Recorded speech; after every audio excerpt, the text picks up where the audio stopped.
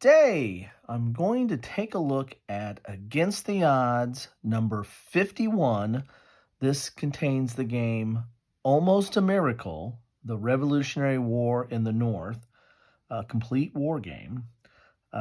It is a full color map, and it also has 280 die-cut playing pieces, as it says here on the cover. Now, Against the Odds is a war game magazine. It has articles, historical articles, usually has a historical article dedicated to the game at issue. And again, this is a somewhat of a, I would imagine, a strategic or operational level Revolutionary War game, in that it's covering the northern theater of the American Revolutionary War. Let's get inside this magazine, or inside this bag, so we can look at the magazine and see what we get. With these, you get the magazine, you get the rules, which are in the center of the magazine. I'm not a fan of that for Against the Odds, in that you have to remove the staple in the center of the magazine to get at the rules, and then put it back in if you want to take the rules separate. I like to take the rules, put them separate with the map. Well, we got two maps here.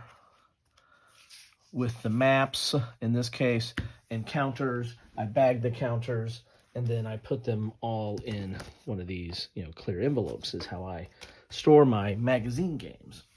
But we'll get to these in a second here. Let's do a quick page through of the magazine itself and see what we have in here.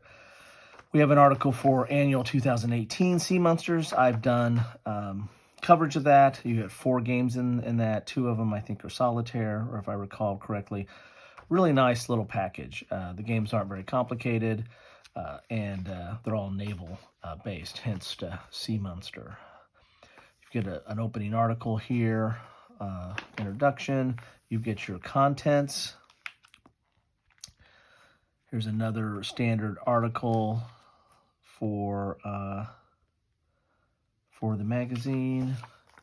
Then you get a article that is dedicated to the history of what they're covering. This is Almost a Miracle, the Revolutionary War in the North by David Jones. That's also the designer of the game. And then it's talking about aspects of this game. You have the Siege of Boston, the Invasion of Canada, Back to Boston, the Battle for New York City. It's kind of a nice little map there. Lord Sterling, Race Across New Jersey and Trenton, the Year of the Hangman, Seizure of Newport, Rhode Island, the Year of the Hangman, the Northern Front, Canada and New York, 1777. Wow, that's a nice map. This is the approximate extent of the British and Iroquois territory in 1776. It's a nice map.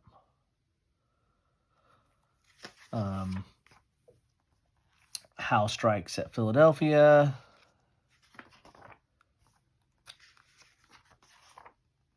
Quite a large article here. The campaign of 1778, the Battle of Rhode Island, campaign of 1779, the Penobscot Expedition, campaign of 1780, campaign of 1781, and the War on the Frontier. So relatively long article there, several pages up to page 22.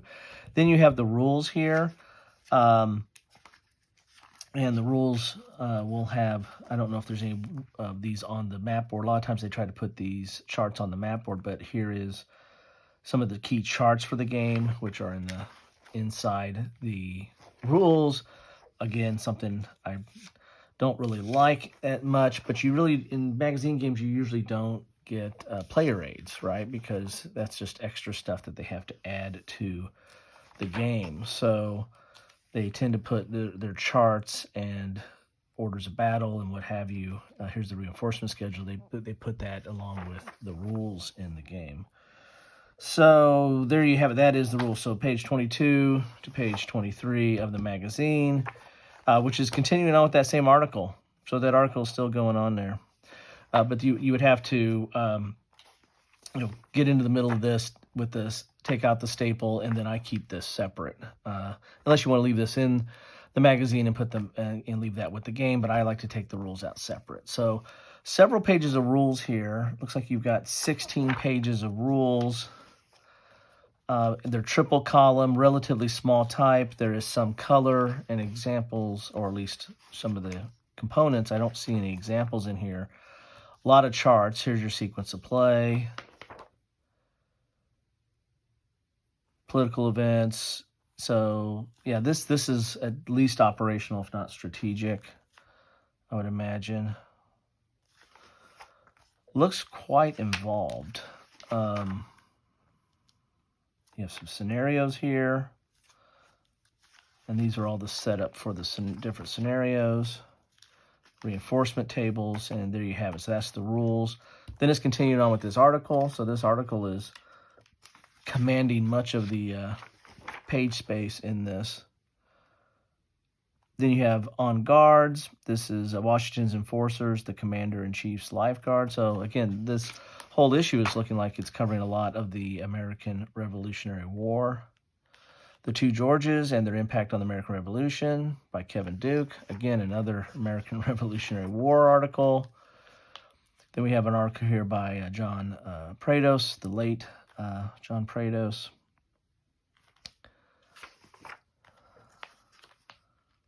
Interesting. I think he's covering the taste in games or design of games here by different periods. Might have to read that.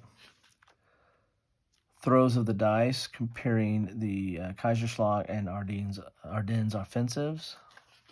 2-page article there. And the data shows.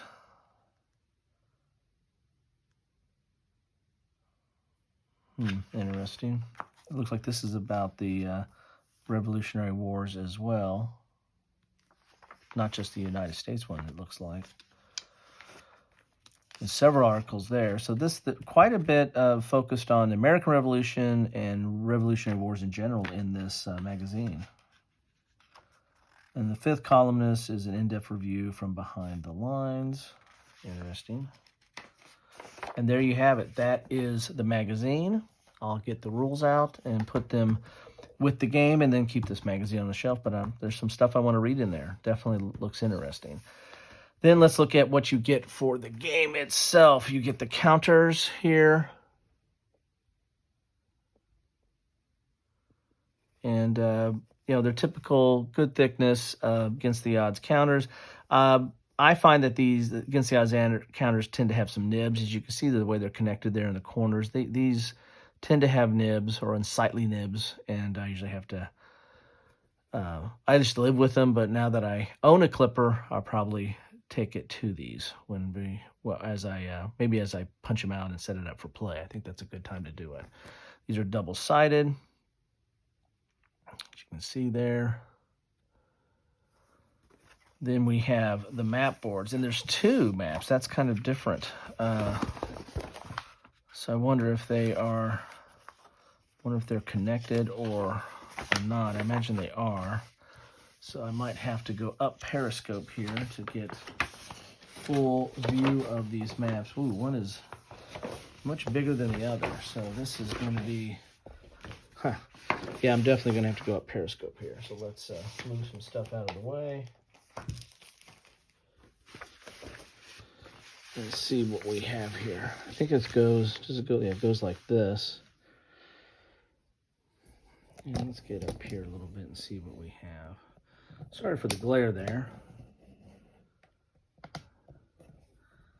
But looks like you have this top portion and then all the way down over there. I can't even get to it all. So let's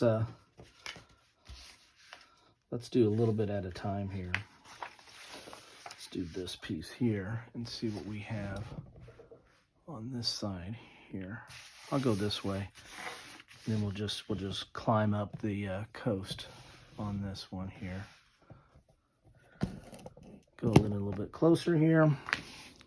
Yeah, you can tell from the paper it does have a shine to it, especially when I have that glare here. But you have Almost a Miracle, title here. You have areas, and these areas look like they're marked. Almost looks like a area impulse type game, the way that they're marked. But you have the states outlined with the, like Pennsylvania's got a pink and Maryland's got a white. That's kind of keeping it outlined. Of course, Delaware is there too. Maybe those are different regions. But you have all these little areas in here, and you have roads. So interesting how that's laid out there. Let's go up to New York area. Here's New York and upstate. You have some holding boxes here for, for the like New York and Staten Island and Newport, Rhode Island. There's also a holding box up there for Montreal.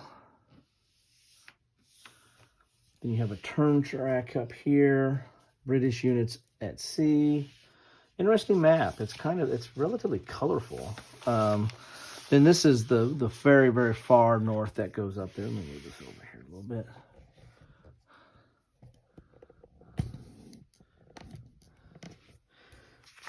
And you've got a holding box for Halifax here. This continues on with the turn track. And you have prisoners of war track here. Continental baggage train, British baggage train. And then you've got a couple of what's this? Captured? It's in script. Yeah, captured Continental and captured British. Then you have a year track up here. So this goes from 1775 to 1781. So like that article was covering all those different phases of the war, this game covers that. So definitely not a tactical game. This is covering the entire theater from basically Virginia on north. Just get the very top part of Virginia. You've got Maryland, Delaware, Pennsylvania, New Jersey, New York, and then up into Boston and New England area up here into Canada and Acadia up there. So there you have it. So two maps that you have to put together on here. This one's relatively small compared to the other one. It's probably the other one's probably twice this size. So it's like this is a third, it looks like. Maybe a little bit less, but a third of the maps you get in the game, along with the counters for the game. And then, of course, I will take out turn these around. I will take out the rules and put that along with the bag counters and the map to, so I can store along with my other magazine games. Anyway, so that is Almost a Miracle, the Revolutionary War in the North. Love to know your thoughts on this. Have any of you played this? Love to know what you think about it. How does it play? I'm not familiar with David L. Jones. I don't know if I've played any of his stuff before. But, Against the Odds magazine usually does a pretty good job of having playable games. There's usually some knocks on some of the older magazine games that they're not as playable. Magazine games tend not to be as play tested as much, and plus there's usually under a deadline to get them to press, so they just don't have that ability to kick them around completely like you would with a box game. So but I've had pretty good luck with I have several Against the Odds. I'm only missing probably a handful at this stage, but I've had pretty good luck with them, and there's a wide variety there. It's not your typical hex and counter a lot of times. Like, for example, this one is an area movement, it looks like. So you're not getting just the hex, counter, and combat results table. You're getting a variety of things. One of the knocks on magazine games, they try to do a little bit too much, right? This one has a lot in those rules there. It has a lot of charts and a lot of things you need to refer to, and you don't have any player aids because magazine games tend not to have that because it's just extra inserts.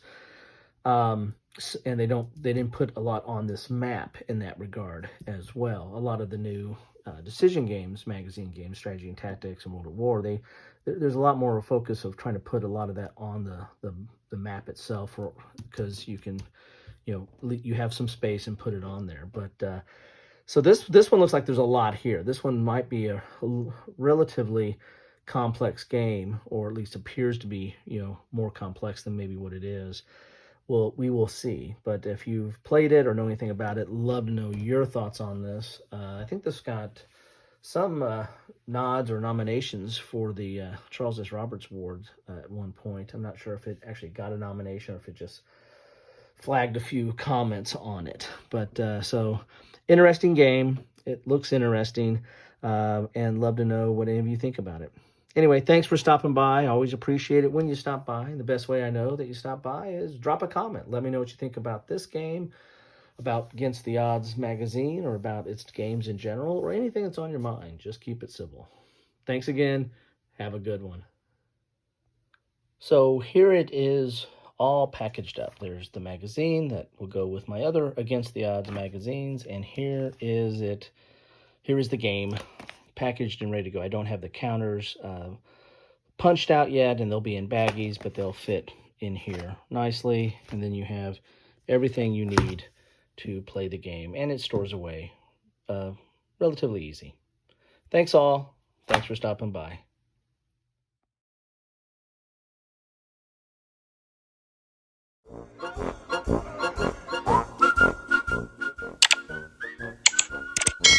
Thanks for watching.